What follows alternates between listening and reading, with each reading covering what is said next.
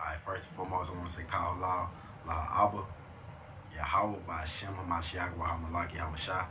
All praise to the Father, Yahweh, in the name of the Messiah and the King, Yahweh Shah, who the world ignorantly called Jesus Christ. Alright, it's the soldier Isaiah, reporting in for another installment of the Word to the Wise series. Right, intention based on, edifying the people that are able to get their hands on this video. Alright, bringing wisdom to those who may be seeking it out, laboring for wisdom, right?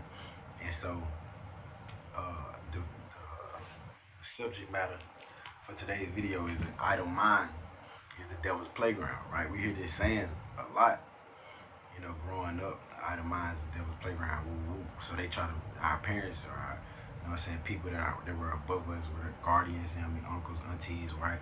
Teachers used to have us trying to be occupied doing stuff, right? Whatever it was, whether it's going outside to play, reading a book, coloring, drawing, etc., etc., right? It used to have us doing these things with the intent of us not getting in trouble by not having nothing to do, right? So an idle mind is the devil's playground, right? And we used to, take heed to this, right? But we also used to brush this off. Like, we used to go and play, we used to do what they told us to and try not to get in trouble for the most part.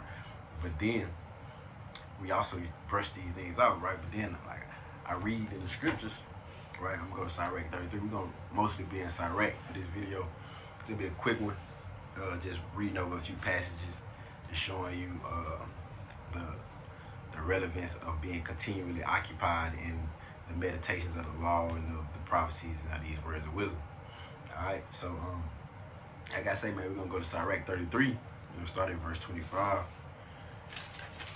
But it's a trip how when you read, you find these sayings that we have as a people, right?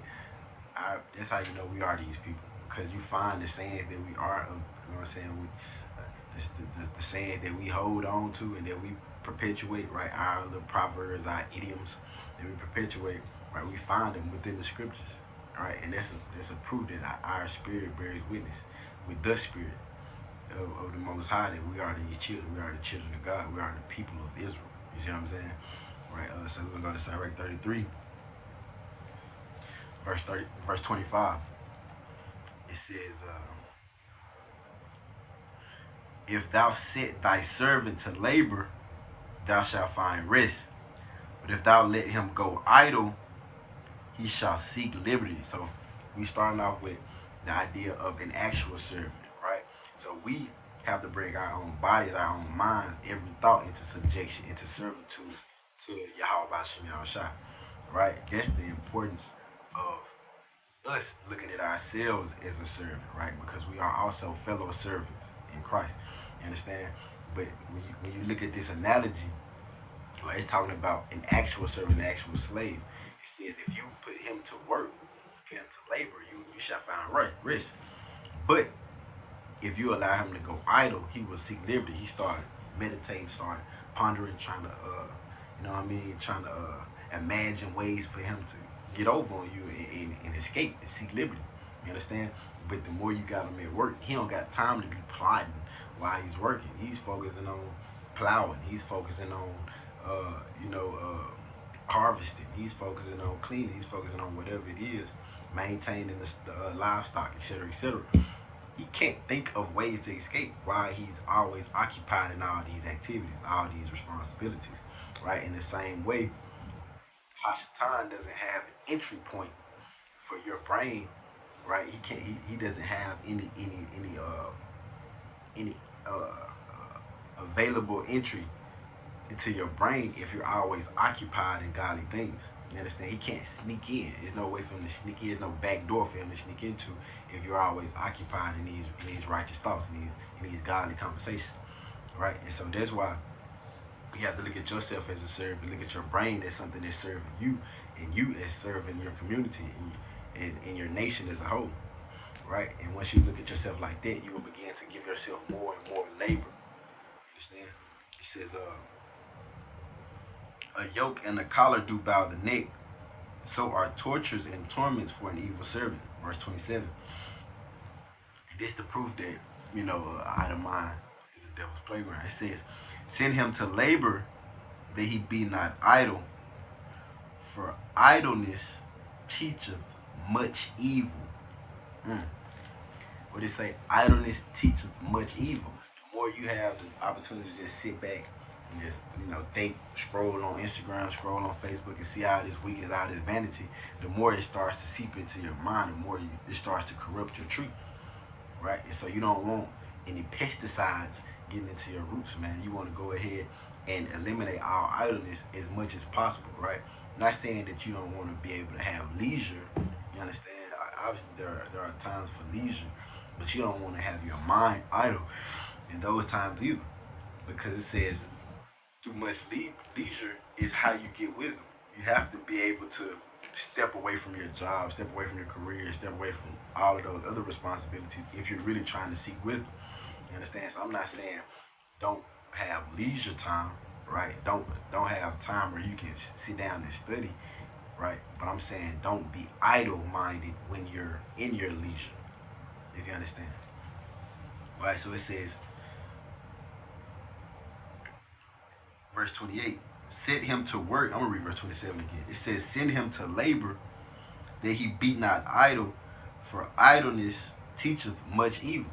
Right? Idleness teaches much evil, man. So be conscious of that. When you find yourself idle, when you find yourself lollygagging, dang, I could be doing something else, man. I could be, what I'm saying, reading the scriptures. I could be listening to a video. I could be, making a video. You could be doing any of these things within those times of procrastination, within those times of idleness, right?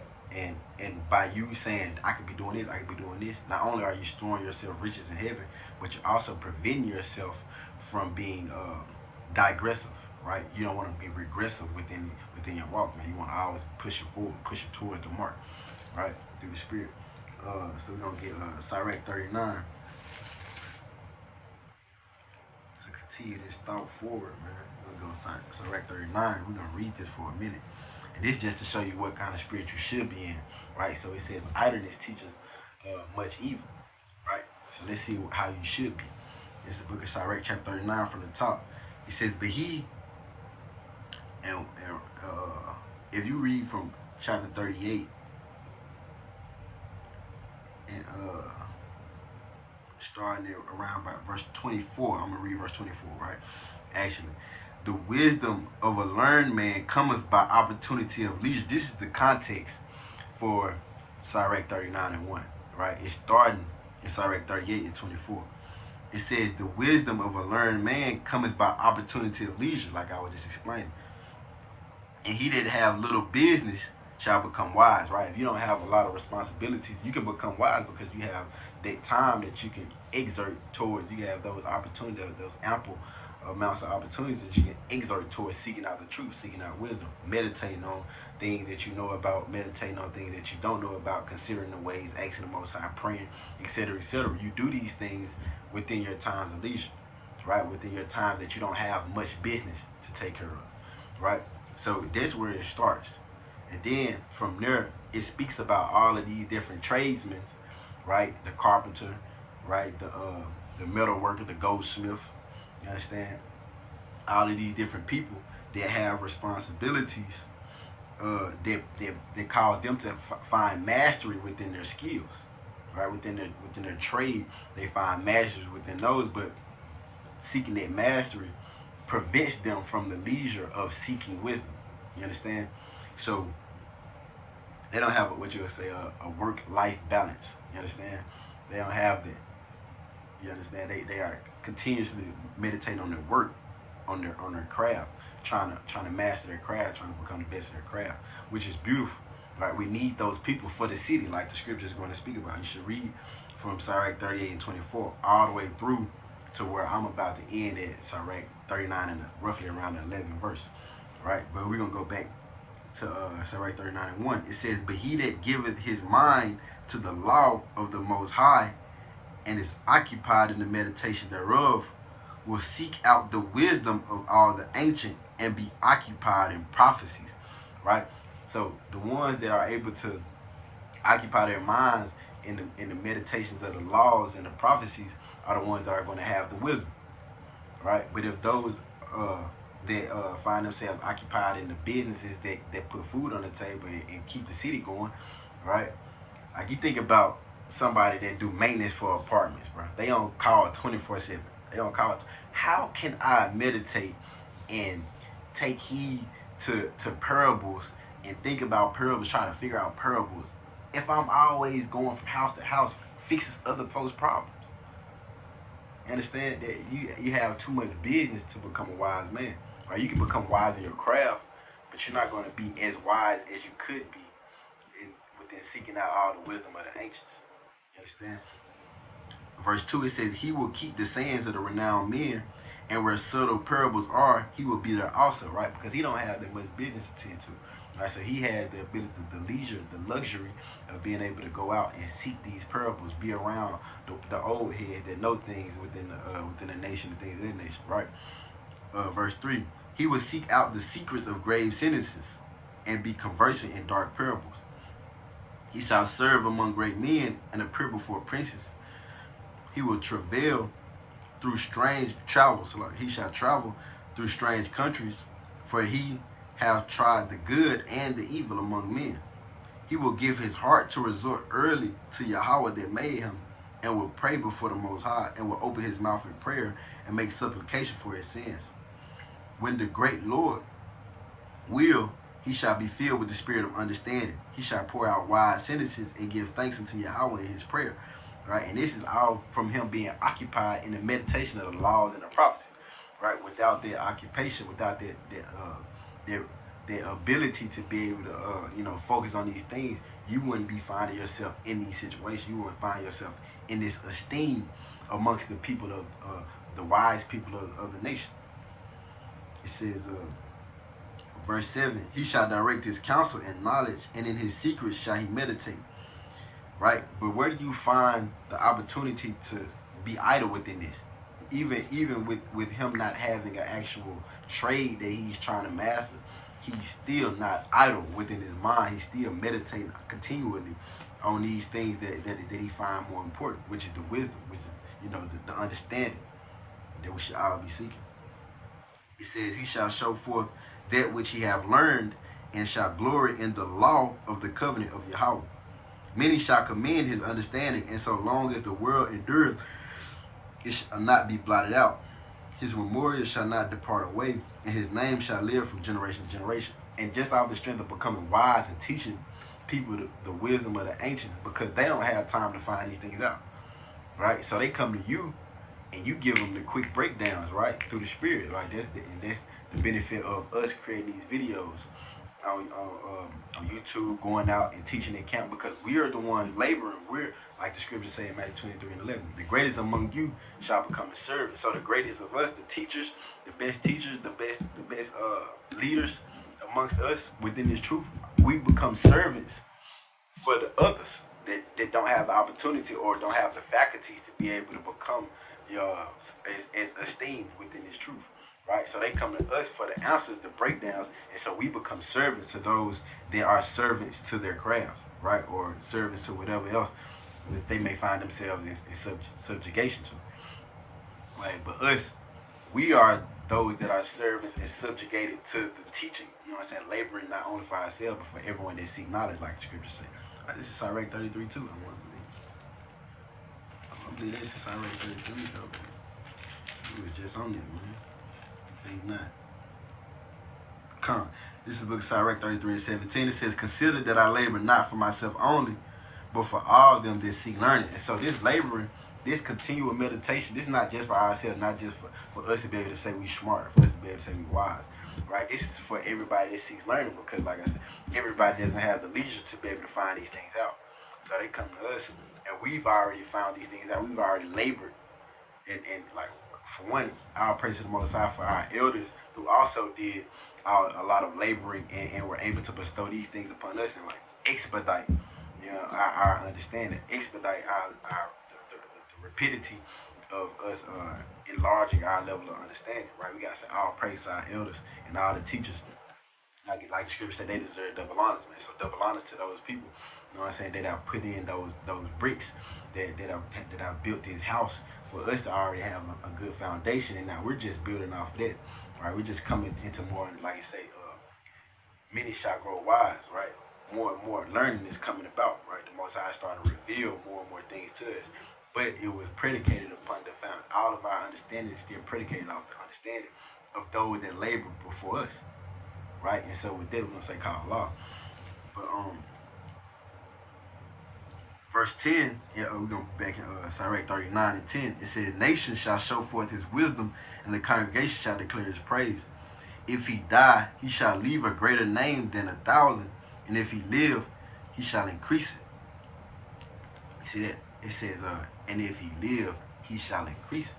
Right? So if he die, he shall have more of a name than 1,000. But if he's able to continue to live, he's not gonna do anything but continue to increase his profoundness, right? Within his esteem within the community. Because all he's going to do is continue to show forth more and more wisdom. He's going to show forth more and more of these dark parables and the answers to them. Understand? So that's the type of person you want to be, if possible. If you have the leisure to do so, you should be seeking out the understanding and the wisdom of the ancients. Anything else, you're allowing too much opportunity for HASHATAN to come in, you know, and subvert you, right, through the spirit. And we're going to get Sirach 6, because like I said, the greatest amongst you shall become a servant, right? And so we already are servants to wisdom. We want to become servants to wisdom. And within that servitude to wisdom, she will make us esteemed people, you know, through the spirit. So we're going to go to Sirach 6. We're going to start at verse 18. We're going to read it all the way through. This is the book of Sirach, chapter 6, verse 18. It says, "My son, gather instruction from thy youth up, so shalt thou find wisdom to thine old age." So start as soon as possible, right? You seek out wisdom from thy youth up, so you shall have it in your old age. You don't have to be still laboring like, dang, bro, I don't really know nothing. You don't want to be an old fool, so seek out wisdom early. It says, "Come unto her as one that ploweth and soweth and waiteth for her good fruits. For thou shalt not toil much in laboring about her, but thou shalt eat of her fruits right soon." Verse 20, "She is very unpleasant to the unlearned. He that is without understanding will not remain with her." Right? Wisdom isn't pleasant to the unlearned. Right? You unlearn, you read stuff, you like, man, what is this? What is this talking about? It's like always confounded. You find yourself frustrated with being confounded all the time when you read. Like that's frustrating. You see what I'm saying? Like I say, with much study becomes wearisome of the mind, right? So you don't want to, especially if you unlearn, right? But the more you seek after her, the more you're able to, find out these parables, find out the fundamental understanding, get the milk, and you become learned in those things. Then those things that are more hefty, or more dense, so to say, in the spirit, you'll be able to start figuring those things out. But until then, it's going to be unpleasant to you. Verse 21, "She will lie upon him as a mighty stone of trial, and he will cast her from him. He will cast her from him ere it be long. For wisdom is according to her name, and she is not manifest unto many." Right? She's not manifest unto many because most people don't make time for her. Right? If you got a woman, you're supposed to make time for her. Right? And so the same way in wisdom, you have to become a slave to wisdom. You have to make time for this woman. Verse 23, "Give ear, my son, receive my advice, and refuse not my counsel, and put thy feet into her fetters, and thy neck into her chain." Right? Become her slave. Become wisdom's slave. Become her servant. It says, "Bow down thy shoulder, and bear her, and be not grieved with her bonds. Come unto her with thy whole heart, and keep her ways with all thy power." If you become, and what's crazy, right? The scriptures say, if in Sirach 33 and 27, it says, "Don't let your servant grow idle." You understand? Put him to work, you shall find rest. But if you get idle, then he shall seek liberty. Right? So, as a slave to wisdom, she's going to continuously have you working. She's going to continue to have you laboring for her, So you won't be able to see. You're not seeking liberty from her. You want to be bound in her chains. You want to be bound as a servant, as a slave to wisdom, the same way that you would want your servant to be bound and continuously working and making sure that whatever program you got, whatever, you know what I'm saying, regimen that you have for your house, you want it to be continuously being upheld. So the same way, wisdom wants her words to be upheld. You have to be the one upholding those things by being her slave. It says, and be not grieved with her bond, and don't be grieved about it. It's a beautiful thing to be dealt with by the Most High. It's a beautiful thing to be given the opportunity to be a wise man, because like I said, she is not manifest unto many. It says, come unto her with thy whole heart, and keep her ways with all thy power. Search and seek, and she shall be made known unto thee. And when thou hast got hold of her, let her not go. For at the last thou shalt find her rest, and this shall be turned to thy joy. Then shall her fetters be a strong defense for thee, and her chains a robe of glory. So through becoming a servant for her, as becoming a servant unto wisdom, you grow into a strong, powerful man, powerful vessel, and you're looked at as honorable through your wisdom, through being able to be an exemplification of a wise man. Verse 30, for there is a golden ornament upon her, and her bands are purple lace.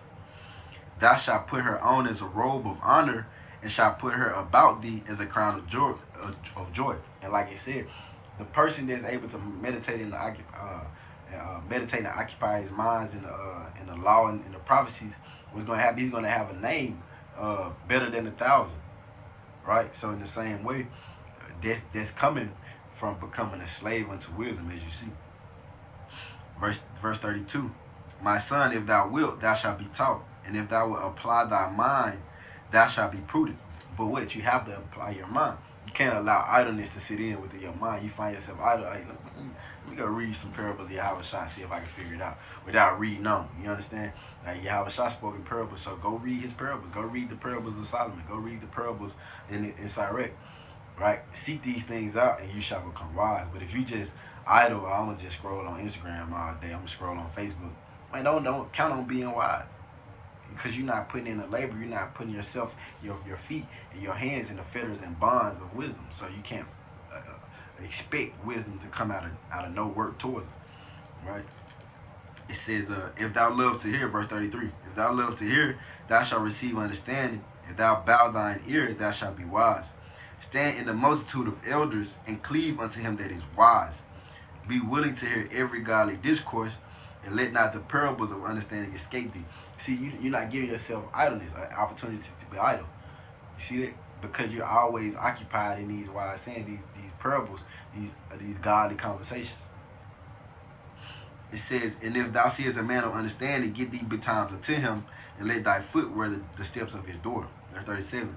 Let thy mind be upon the ordinances of Yahweh, and meditate continually in his commandments. He shall establish thine heart, and give thee wisdom at thine own desire. Right? And so that proves that continual meditation, that continual occupation in these wise words, in these parables, these dark parables, right? In the law especially, you find that is what's going to give you wisdom at your own desire, right? But without doing that, you will never get the wisdom, right? And actually, it would be an adverse or counterproductive thing if you find yourself always idle, right? Don't let yourself be idle all the time, man. If you find yourself being idle, you don't got nothing to do, open the Bible, right? Watch a video, do something that's productive for your spirit, man, the growth and production of your spirit, right? And with that, I'm going to say, call out Yahweh, by Shem Mashiach, Lord willing, this was edifying. Shalom.